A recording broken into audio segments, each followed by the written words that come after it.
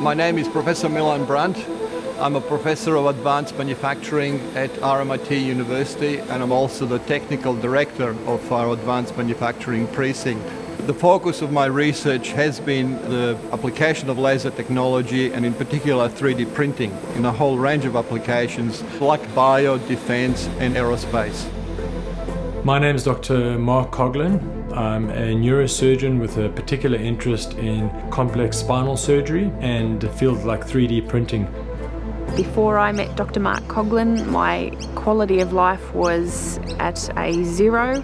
The pain in my spine was an 11 out of 10 every day. It was chronic pain which impacted my entire life. The way I thought, the way I felt, the way I moved. Amanda was born with an unusual condition called a hemivertebra, where one of her spinal vertebrae are misshapen and partially formed, and this leads to a very severe imbalance in her spinal posture. I was a social person. I was working in rugby, working in corporate events, but as it got worse, I would go to work, get home from work, and I'd collapse. I would just take handfuls of anti-inflammatories. We were quite frustrated using the traditional commercially available implants in that they weren't made to fit abnormal vertebrae particularly well. The complexity of the volume that it was trying to fill opened an opportunity to use 3D printing with titanium to create an implant that would fit exactly into the space between her vertebrae. Mark could see the state that I was in mentally and said, "I'll fix you," and came back and proposed this solution of the 3D printing. He said to me, "You will be essentially a guinea pig," and I said, "Hit me with it." Some of the challenges in printing this implant involve designing structures that are non-uniform, that the lattice had to withstand something like 6 times the body weight. RMIT were very proactive. We worked closely with them trying to emulate a structure of the spacer that was very close to bone. So they gave us a threaded titanium cage with this micro structure that Amanda's bone would grow and incorporate within that cage quite quickly. The relationship with the surgeons and the engineers working together to develop my piece to the millimetre, perfect to go into my spine, was unbelievable. The surgery went very smoothly. It was very exciting when I put the implant into position. I felt it click into place like a key.